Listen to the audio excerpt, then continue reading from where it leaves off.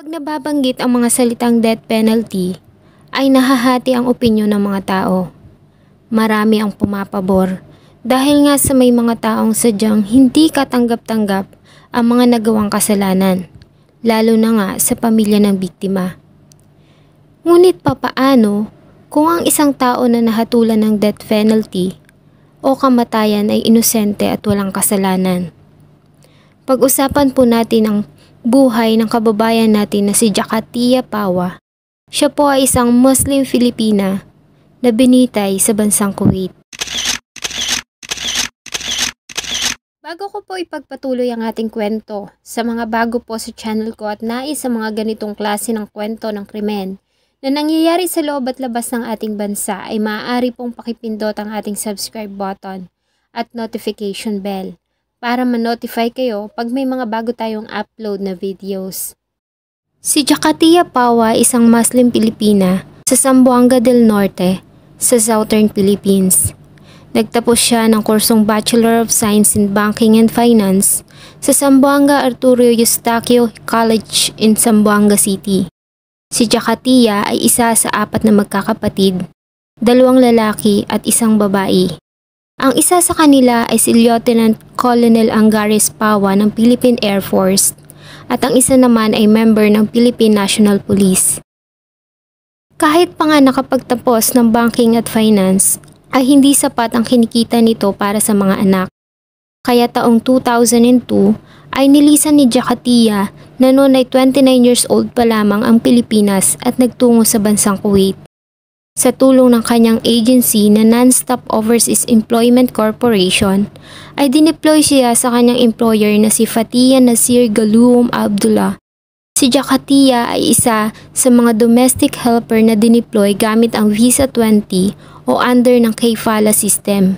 Ito yung sponsorship system na tinatawag. Naging maayos naman umano ang relasyon at trabaho ni Jakatia sa Kuwait. Sa katunayan nga, ay tumagal siya sa nasabing amo ng 5 taon bago mangyari ang isang krimeng nagdala sa kanya sa kamatayan. Noong May 14, 2007 ay nakitang wala ng buhay ang 22 years old na anak na babae ng amo ni Jakatia na si Dala Al-Naki. Ayon sa forensic investigation, si Dala Al-Naki ay nagtamo ng 28 stab wounds sa iba't ibang parte ng kanyang katawan. Noong mga panahong yon, ay kauuwi lamang ng amo ni Jakatia mula sa Iran. At ayon sa mga ito, nagulat umano sila nang makitang nakahandusay ang anak sa loob ng silid. Wala na itong buhay at nalulunod sa sarili nitong dugo. Ang kasama lang umano nito sa kanilang bahay ay ang domestic helper na si Jakatia Pawa. At nang kanila umanong makita ang anak, ay nakita din nila ang walang malay ni si Jakatia malapit sa nasabing bangkay. Agad na inaresto si Jakatia ng Kuwait authorities and concluded na pinatay niya ang anak ng kanyang employers. Siya ay dinitain sa Kuwait Central Jail. Agad namang natanggap ng kanyang pamilya sa Pilipinas ang balita sa pamamagitan ng isang sulat. At April 13, 2008, ay hinatulan si Jakatia ng Court of the First Instance in Kuwait o ang General Court. Dito ginagawa ang mga unang pagdinig sa kaso. Hinatulan siya ng death penalty sa kasong pagpatay sa anak na babae ng kanyang employer. All throughout the judicial process ay nanindigan si Jakatia na inosente siya at walang kinalaman sa nasabing krimen. Sa mga unang stages na trial, ay hindi nakapag-provide ang ating government ng lawyer para kay Jakatia. Kaya naman, talagang naging unfavorable ang naging hatol. Kahit pa nga ang DNA na nakita sa murder weapon ay hindi nagmatch sa DNA ni Jakatia. Wala ding nakuhang fingerprints ni Jakatia sa ginamit na murder weapon. Maging ang suot na damit nito ng araw ng krimen ay walang mantsa ng dugo ng biktima. At wala umano itong motive o dahilan para patayin ang biktima. Malapit umano si Jakatia sa biktima at walang dahilan para ito patayin. Umingay ang buong bansa nang mabalitaan ang nasabing hatol. Nagkaroon ng sari-saring opinyon at marami ang nagalit sa gobyerno dahil tila wala itong ginagawa para sa kaso ng ating kababayan. Ang Migrante International ay nagsagawa pa ng signature campaign na pinangunahan ni Gary Martinez, ang chairperson ng Migrante International, na nawagan sila para sa kaligtasan ni Jakatia Pawa. Maging ang iba't ibang samahan ng OFWs, Muslim communities, women activists ay nanawagan din para sa kaligtasan ng ating kababayan. Nakiisa rin dito ang Simbahang Katoliko, ayon kay Bishop Roberto Santos, ang chairman ng CBCP, regarding kahit na ano paman ang relihiyon at paniniwala. The fact na siya ay isang Pilipina, sila ay nakikisa at naghahangad ng kanyang kaligtasan. January 2009, sa isa sa mga court hearing, ay sinabi ni Jakatia na noong May 14, 2007, nang bumalik umano ang mga amo galing ng bakasyon, ay naabutan umano ng mga ito na natutulog ang anak na babae sa kwarto nito na kasama ang nobyo. Galit na galit umano ang among babae at pinagsasaksak ang natutulog na anak. Sa batas kasi ng Islam ay isang malaking kasalanan ang makitang magkasamang natutulog sa iisang kwarto ang dalawang magkaibang kasarian, lalo na nga't hindi kasal. Ngunit hindi ito pinaniwalaan ng mga jury. June 16, 2009 ay tsaka lamang nakalampag ang ating gobyerno dahil nga sa ibinabanghatol ng Court of First Instance na death penalty. Kaya naman ay nagpasa sila ng appeal sa pangalawang pagdinig sa Court of Appeal. Nag-provide din sila ng $25,000 o humigit kumulang 1.2 million pesos para gastusin sa kanyang legal defense. Dito na hinire ng Philippine Embassy ng Kuwait ang Khalil Al-Qatan Law Offices at ang Abdullah Al-Sabah Law Offices para tumayong tagapagtanggol ni Jakatia Pawa. Ngunit ni-reject ng korte ang nasabing appeal. January 19, 2010, ang Kuwait Court of Cassation o ito yung tinatawag nilang Supreme Court ay sumang-ayon sa binigay na hatol na death penalty ng Court of the First Instance. Ang pamilya ng biktima ay tumanggi na magbigay ng tanazul o ito yung affidavit of forgiveness kapalit ng blood money.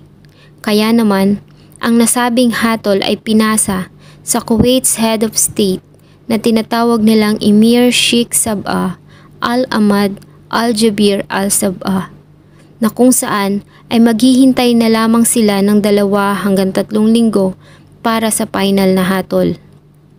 Nang mga panahong ito ay pinadala ng noon ay President na si President Gloria Macapagal Arroyo, si Vice President Noli Di Castro na siyang appointed deputy for overseas Filipino workers sa bansang Kuwait para pa rin hingin ang buhay ng ating kababayan. Umaasa sila na si Jakatia ay mai-spare sa hatol na kamatayan, katulad nila Marilo Ronario at May Vicina.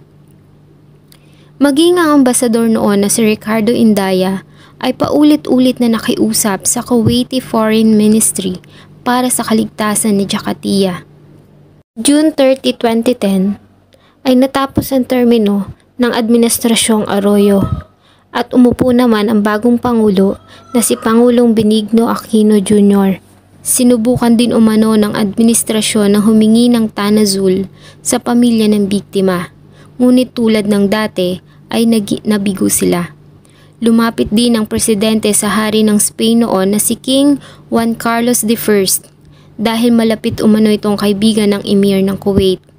Nagpatulong sila dito na kumbinsihin ang Emir para babaan ang hatol for humanitarian reasons, ngunit wala din itong nagawa.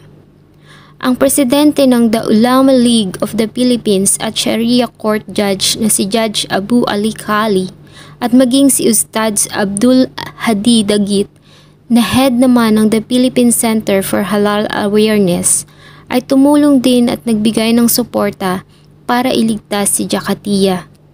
30, 2016 ay natapos ang termino ng Aquino administration at umupo ang bagong Pangulo na si President Rodrigo Roa Duterte at katulad ng mga unang administrasyon ay nabigo din ito na hingin ang buhay ni Jakatia. At noon ngang January 27, 2017, Wednesday, alas 3:19 ng hapon sa Pilipinas at alas 10:19 ng umaga sa Kuwait, ay binitay si Jakatia Pawa.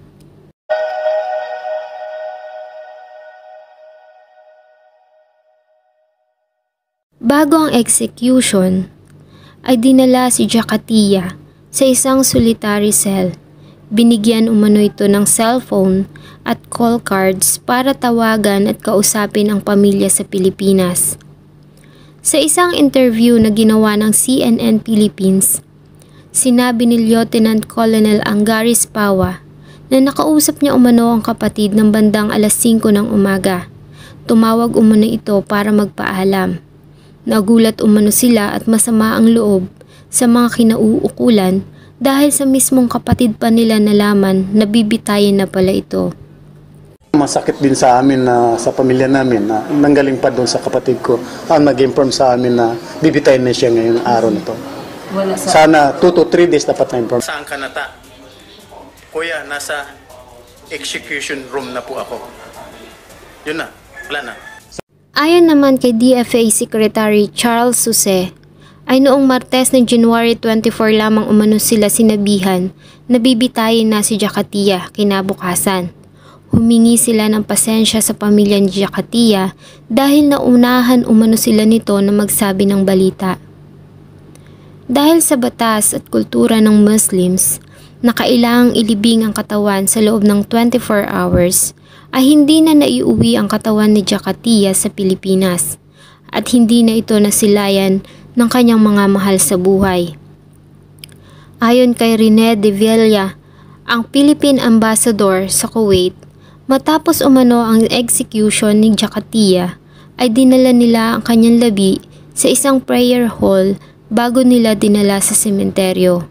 Lahat ng officials ng Philippine Embassy ay nandoon nang siya ay dalhin sa kanyang himlayan sa Sulaybikat Cemetery sa Al-Asima. Ayon kay spokesperson Ernesto Abella, ay ginawa umano ng gobyerno ang lahat para iligtas ang buhay ni Jakatia. Nag-iwan ng sugat sa maraming Filipino noon ang kamatayan ni Jakatia Pawa. Kabi-kabila ang ginawang vigil at rallies ng mga malalaking grupo tulad ng Migrante International. Ayon sa Migrante International, sinisisi nila sa administrasyon ni Pangulong Gloria Macapagal Arroyo ang hindi agarang pagbibigay ng tulong kay Jakatia sa mga unang stages ng kaso. Ayon sa kanila, ang administrasyon daw umano ay guilty for criminal neglect at ang kasalukuyan namang administrasyon na nakaupo na administrasyon ni Pangulong Rodrigo Roa Duterte ay liable of acting too late para ihinto ang execution, at naniniwala sila na inosente at walang kasalanan si Jakatia Pawa, na siya ay isa lamang biktima at ginawang scapegoat ng tunay na may kasalanan. Ayon naman kay Senator Cynthia Villar, na instead of finger pointing kung sino ba ang may pagkukulang, ay hinikayat niya ang mga ito na tulungan na lamang ang mga naiwang anak at pamilya ni Jakatia. Noong May 23, 2017, kasama ang OWA Regional Welfare Office 9 Director Hassan Gabra T. Humdain, ay lumipad ang mga anak ni Jakatia na sina Hadija Pawa Alama at Amin Chadra Pawa Alama patungong Kuwait upang makita ang naging huling himlayan ng ina. Labor Secretary Silvestre Bello III ordered the Overseas Workers Welfare Administration o OWA para mabilis na maibigay ang welfare assistance at psychosocial counseling sa pamilya ni Jakatia.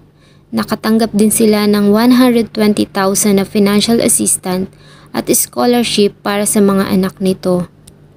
Kayo po mga kababayan, pabor po ba kayo sa death penalty?